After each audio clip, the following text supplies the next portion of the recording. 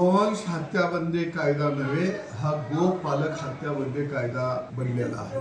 आज शेतकऱ्यांच्या समोर भाकड गाय, मस्टाईड झालेल्या गाय, कमी दूध देणाऱ्या जर्सी गाय, या जर्सी गायीचं होस्टन गायीचं नेमकं करायचं हा प्रश्न पडलेला आहे। दोन गायी जर दुधाळ असल्या आणि त्याच्यामध्ये एक गाय जर भाकड निघाली तर ती शेतकऱ्याला सांभाळणं परवडत नाही। जर्सी गायला आणि म्हशीला जर गोऱ्या झाला तर तो आज अवतालाही चालत नाही, बाजारातही त्याला विकता येत नाही। आणि म्हणून एका बाजूला शेतकरी कर्ज काढून दुधाचा धंदा उभा करत आहे आणि त्याच्यावरती अनुत्पादक जनावर एक दोन जर भार म्हणून पडलं तर तो धंदा निश्चितपणाने त्याचा तोट्याचा होत आहे। आणि गोरक्षक हे जनावर बाहेर विकायचं म्हणलं तर रस्ती अडवत आहेत, खंडणी बहादर बनून खंडण्या गोळा करत आहेत आणि याचा फटका निश्चितपणानं गावगाड्यातल्या शेतकऱ्याला बसत आहे। पूर्वी भाकड जनावराला 25,000 30,000 रुपये मिळायचे, त्याच्यामध्ये 20-25,000 रुपये घातलं की नवीन जनावर घेता यायचं। परंतु या गोरख रक्षकांच्या गोरख धंद्यामुळे आज संपूर्ण शेतकरी संकटात सापडलेला आहे। गोरक्षक हे नाही,